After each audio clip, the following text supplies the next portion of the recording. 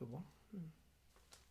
Oh, sorry, I didn't quite see you there. Hello, hello. Yes, sorry, I'm just as many of you may know, it's my hobby to collect Oriental religions. It's my aim to have gone through as many Oriental religions as I possibly can by the end of my life. And so, to that end, I became a Hindu recently, and in that regard, I was looking at the Times of India matrimonial section just for a suitable marriage for my son. I'm quite taken by this one. Looking for well-educated, well-placed boy from respectable family in India or abroad. Girl very pretty. MBA Delhi. Born November 74. It's a bit old. 5'5", 55 kilograms. Engaged in high-end chocolate making. South Delhi-based family of engineers. Gainfully employed. And then it's her email address. So I quite like that one. And then there's a lot. This, if you see them here, you see. And then there's alliance invited by high status and reputed industrialist Kahatra Aurora family of Chandigarh for their beautiful, talented, smart and cultured daughter, born August 1984, 155 centimetres, pursuing an M.Tech in the USA, completing degree in December 2021. Match should be handsome, highly qualified, with pleasing personality, from well-established, reputed business industrialist family. Oh, I wonder if freelance academic will do. I don't know. I have to look into that more. What else have we got here? There's loads of stuff. I mean, there's a lot. Business family of Delhi seeks alliance for well-settled, highly educated, professionally qualified vegetarian teetotaler boy. Well, that's no good. Although I suppose I could put an advert for my son. But yeah, this is certainly worth thinking about. And one of the reasons it's worth thinking about is that I was reading a very interesting article recently. It's very interesting research. And what seems to be the case is that we are evolved to pursue arranged marriages. We are evolved to have our parents, and to a lesser extent our friends, arrange our marriages for us. We are not evolved for the kind of socio-sexual situation that we are in at the moment, where people use these apps online and they swipe left or swipe right or whatever it is to make our own decisions about our marital relations. We're not evolved to that. We're evolved for our parents to select our partners for us, at least to a very significant degree. And therefore, were a situation to manifest where we stop doing that, then what you would expect is an evolutionary mismatch whereby we'd make very bad decisions. Let me take this tea cosy off my head and tell you a bit more what I mean. So basically, there's a paper, it's very interesting, it's called Sexual Selection Under Parental Choice by a Greek psychologist, well, whatever he is, working in Cyprus, called Menelaos Apostolou. And what they did was they took 16 different pre-industrial societies, and they looked at how the dynamics of marriage works in these societies, and they found that parental choice in all these pre-industrial societies, so in societies that are still subject to Darwinian selection, was dominant. So that means that parental choice plays a part in sexual selection. Now, what is sexual selection? Sexual selection is a process. Of course, there's natural selection, where that's the idea that you pass on your genes, and those that are the most fit pass on their genes. And then there's the sexual selection, which is a situation where those that are regarded as the fittest by the opposite sex are selected for. Now, and therefore more likely to pass on their genes. Now, men and women sexually select for different things. A man, because he has nothing to lose from the sexual encounter, it's basically in his interests to copulate with as many people as he can, as quickly as he can, in order to guarantee that some of his genes will be passed on. And that's what he does. And in that situation, the thing to do is to go for females that are young, because they're more likely to be fertile, and who are attractive, because having a beautiful face is a sign of good genes. We're meant to have a beautiful face. It tends to be a symmetrical face and a feminine face, and women are meant to have symmetrical feminine faces. This means they're highly fertile, and it means that if you have a symmetrical face, you've been able to maintain a symmetrical phenotype under attack from all kinds of illnesses and diseases and viruses and whatever, and this means you have a good immune system. If you have a bad immune system, you'll be using proportionately more of your bioenergetic resources to fight off disease, and consequently you won't be able to maintain a symmetrical phenotype. So beauty is an honesty signal of genetic health. And so men tend to be attracted to this. They want women who are beautiful and women who are young. The female does have something to lose from sexual encounter because she can become pregnant. And so, of course, what this means is that she's more likely to survive if the person that gets her pregnant, will stick around, will invest in her, and has the resources to invest in her. And therefore, although she does sexually select for a man who is tall, for example, physical traits, a man who is tall because he's more likely to win fights and can protect her. Also, being able to be tall is a sign of good genetic health. You've got sufficient good immune system to be able to reach your phenotypic height. You're not wasting resources fighting off disease and thus ending up short. So they do select for tall. They do select for handsome, they do select for muscular, these kinds of traits in the same way that men do, but they are less interested in physical things than men. They are more interested in psychological traits because they want a man who will be able to look after them, and because if they have a man who will be able to look after them, then that man will and stick around, then they will be more likely to survive, and their offspring will more likely to survive. And this is why females, to a greater extent than males, tend to sexually select for status. They're interested in a man's status, they're interested in his wealth, they're interested in those kinds of traits, and they're also interested, therefore, indirectly, in psychological traits, in traits which imply the ability to gain status, such as intelligence, such as a certain kind of personality. So that's really the essence of it. These are the two dynamics of sexual selection. Men are selecting, although they are, of course, interested in a woman's background and her status and her wealth and this kind of stuff as well. That is, of course, of interest to them. What they are primarily interested in is youth and beauty. Women are interested in what a man looks like and how handsome he is and that kind of thing, but what they are more interested in is his status, his background, and how basically his ability to maintain status, because if he has higher status, then he'll be able to help her out more, give her more resources, and under Darwinian conditions, wealth, resources, status predicts being able to pass on your genes, because your children can be better protected and they'll have more access to food and whatever, and so they'll be more likely to pass on their genes. So that's how sexual selection works. Now, you can see that there will be something of a disconnect between what the children want and what their parents might want. Now, parents are obviously going to have an interest in who their children partner up with.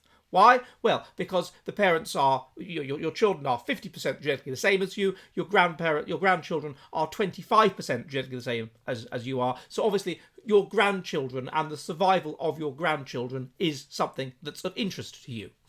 Equally, your survival is of interest to you. You, even independent of your children surviving and your grandchildren surviving, you want to survive. You want to live, so that you can invest more resources in your children and grandchildren and make sure they pass on their genes, or perhaps even so that you can have more children or whatever, or just to follow the basic instinct to live. So parents have their own separate desires, and you can see how consequently they will take an interest in mating, and they will want to control the kind of person with whom a person mates. And we know that they do that historically because a big analysis of 190 hunter-gatherer societies has shown that in fact, overwhelmingly, it is arranged marriage that is engaged in. It is arranged marriage that is pursued. Now, you can see how this kind of thing would work in terms of making a balance between the different traits which a son or a daughter of yours would desire. Now, beauty, obviously, that's a good thing. That's important. Beauty in a female is important. The man will be attracted to beauty. Beauty implies she has good genes. She's genetically healthy. Her children are going to be genetically healthy. So obviously, that's a good thing. But equally, her background is a good thing as well. It's a good thing because if she has a wealthy background, then the son will potentially inherit some of those resources, therefore his children will inherit those resources, therefore his children will be wealthier, and therefore under conditions of Darwinian selection, where we know that in the 1600s, for example, the richer 50% of a society had double the surviving fertility, the complete fertility, the surviving number of children, than the poorer 50% did, because it was so important that it was wealth that predicted that you passed on your genes, because it meant you had a healthier environment and better food and all this kind of thing. Then obviously, therefore, the background of the wife is important as well. And under conditions of Darwinian selection, it is important to get that right. Yes, the man is going to be more interested in the woman's beauty. But at the extreme, what that means is a very, very wealthy man from a very high status background who will be selected for by a very low status but beautiful female. Now, that's not only a problem, and that's the kind of thing that can happen. Now, that's not only a problem potentially for him, it's not only a rash decision where he's letting his heart dominate his mind because he finds her so attractive, because it means that he will have less resources potentially, and his children will have less resources. It's a problem for his parents as well, because his parents will realise, firstly, that their grandchildren will have less resources and will be less likely to survive, and secondly, that the son will have less resources with which to look after them. when they are elderly and infirm.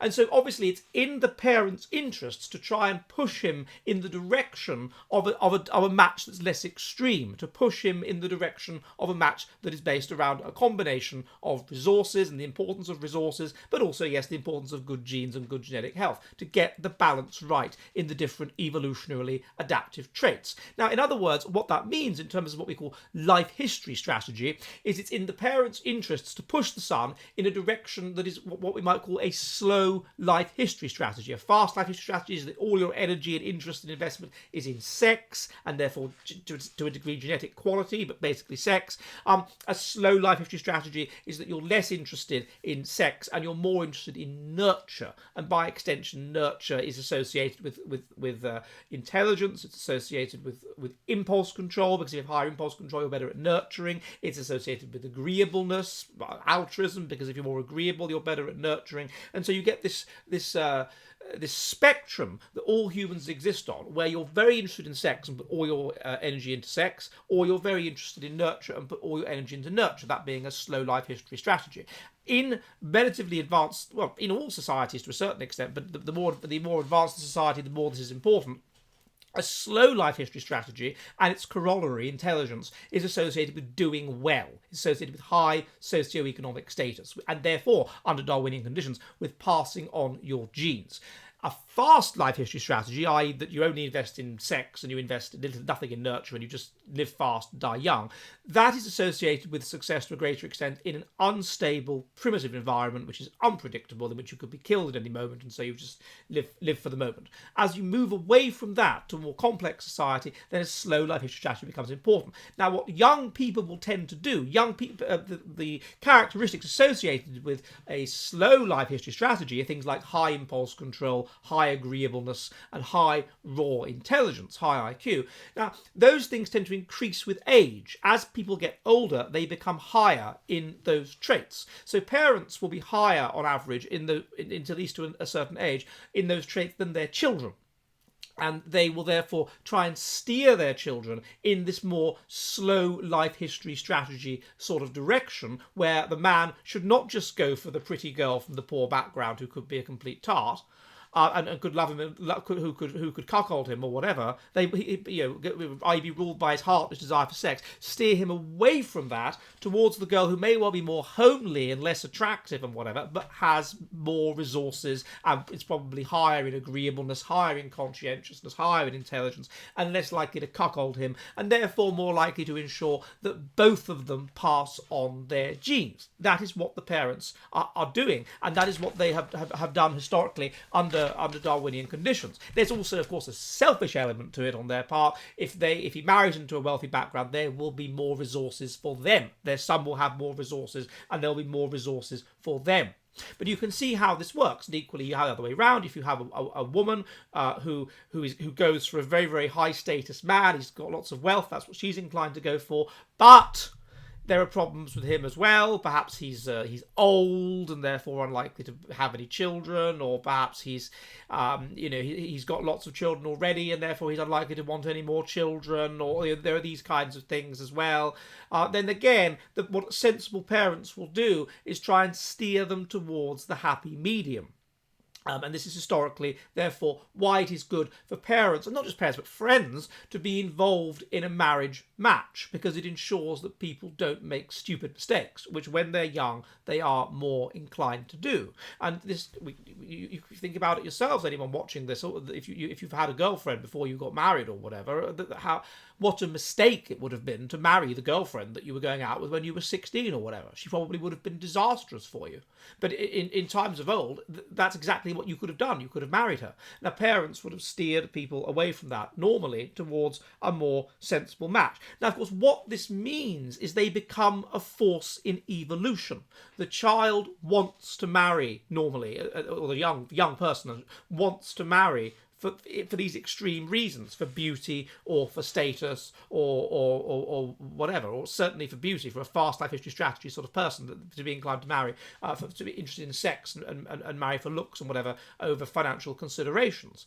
And they're evolved to want to do that. The parents have their own evolutionary interests, and therefore there could be an evolutionary battle that will have gone on between children and parents over thousands of years to ensure that some kind of equilibrium is reached and each of them get their way to some extent. And therefore children will have evolved tactics to hit back against the parents. The parents, of course, can control them until they're reasonably old, manipulation and whatever, and the parents as well. So that's basically the situation.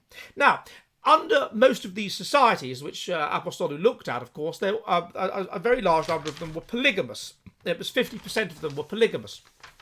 Or more than 50%, I think it was. What was it now? Yes, at least 50% were polygamous, and very small numbers of them were monogamous.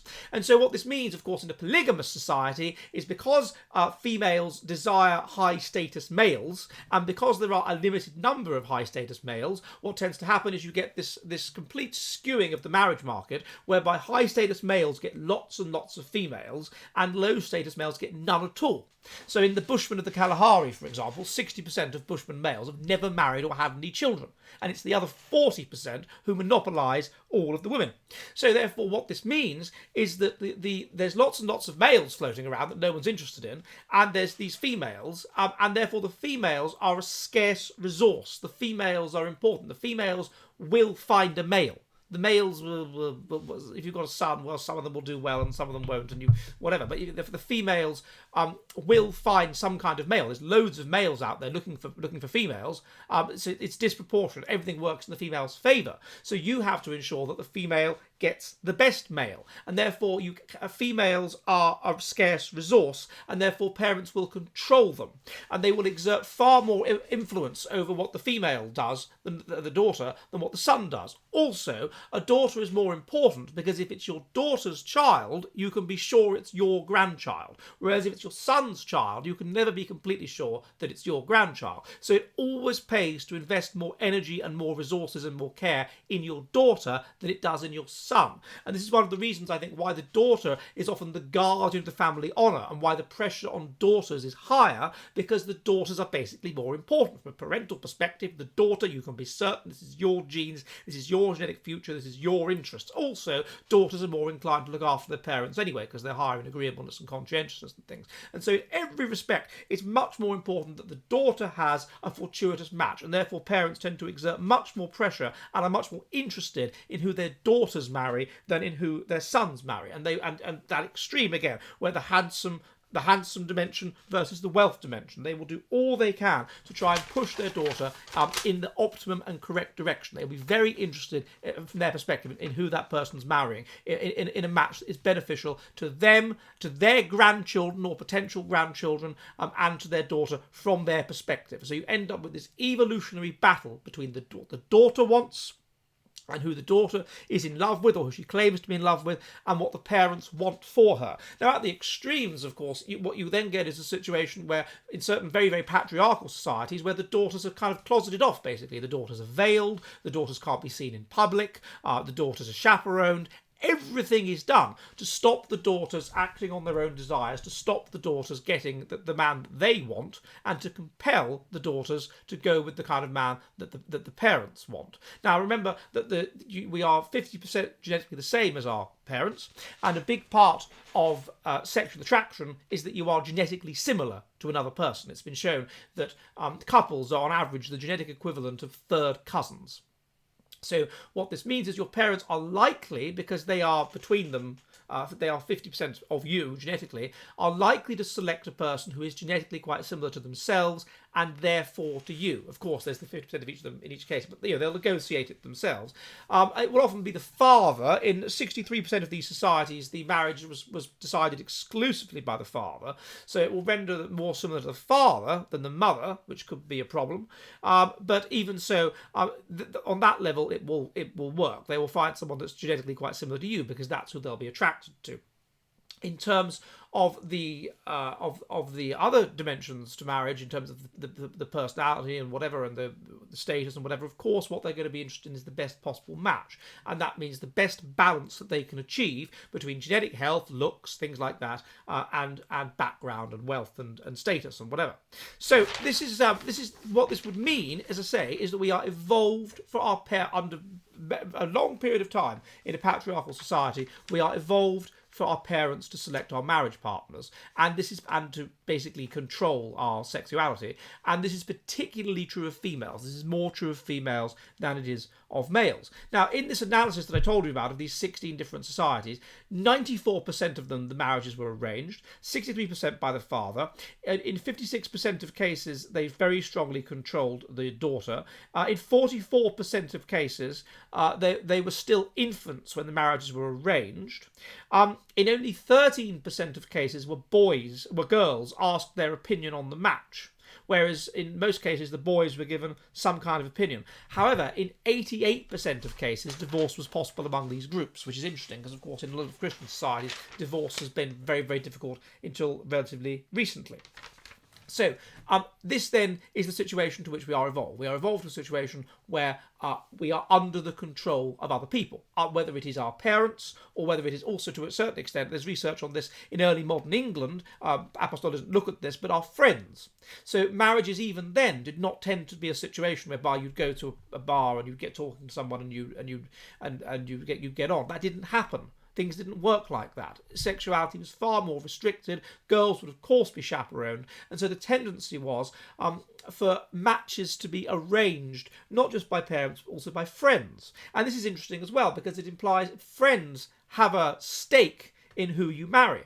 If you marry somebody that has got lots of resources, this will trickle down to your friends. Friends are more genetically similar to each other than two random members of the same population. So friends even have an input, but clearly it's particularly true with parents. The main input is from parents. Parents have a huge stake in who, in particular, their daughter marries, because it's a matter of their genes being passed on, whether their grandchildren are genetically healthy, whether their grandchildren have access to resources, which under Darwinian conditions means they're more likely to survive, and whether they, the parents, are more likely to have access to resources and are therefore more likely to survive and are therefore more likely to interfere with their daughter's life and interfere with their grandchildren's life and make sure that their own genes are passed on.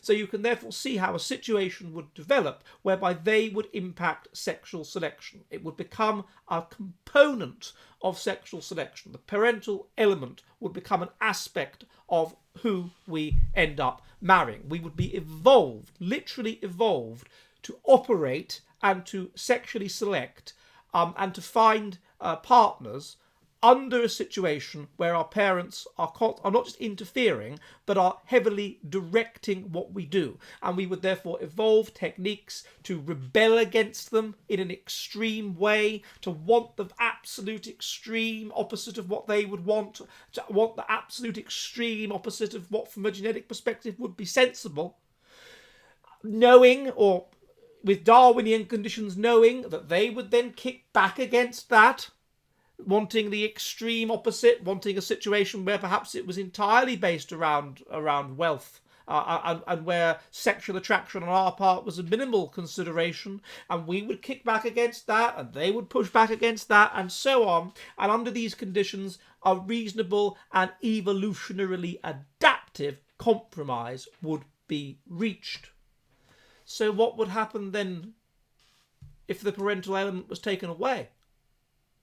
If it collapsed, and it collapsed very quickly, and you went within a period of 150 years from marriages being arranged in the West, or at least partially arranged, to marriages being arranged to some degree by parents and friends, to parents having no influence whatsoever, and people simply meeting random people on the internet and hooking up with them in an entirely socio-sexual way. What would happen then?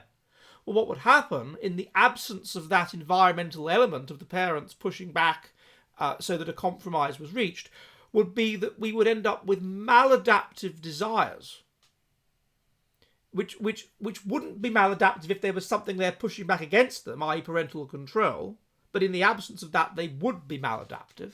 We would end up with maladaptive desires. We would go for people who were bad for us. We would go for people who were genetically dissimilar to us. We would go for people who, without consideration of financial background, or who were genetically unfit or whatever. We would make very, very, very bad decisions indeed.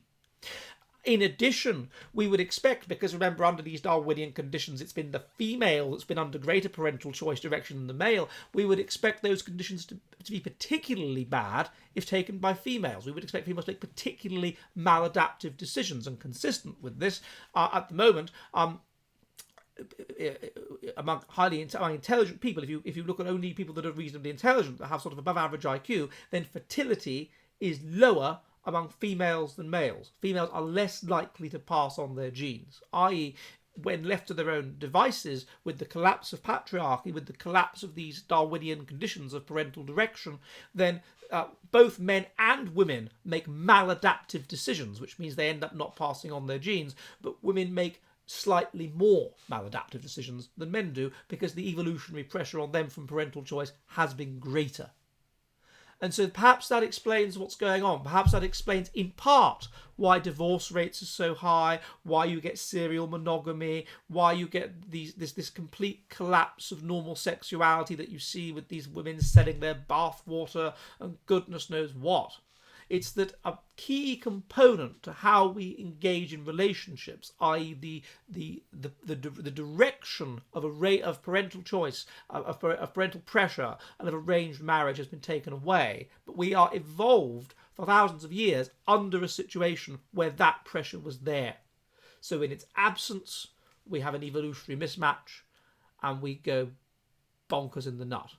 So maybe we should go back to a situation where we have newspapers like this, and parents put adverts, and we see how it goes from there. Well, I hope this is a bit of interest, and I would like to thank my very wonderful patron, Oliver Rayner Hills Esquire, who suggested this video and indeed funded it. And I would like to say that if you enjoy this, then please subscribe. Please subscribe on BitChute, because BitChute is the place of freedom where more things can be done and whatever. Whereas this place is entirely anti-truth. If you're watching it on YouTube, I mean. Please follow me on Twitter, and you can, if you want to help me out, you can do so by sending an offline super chat. The link is below, and by funding me on Patreon, if you wish, or on Subscribestar, particularly because that again is pro-freedom, so therefore better. I think that's about it. Yes, and I will see you soon, and namaste, and goodbye.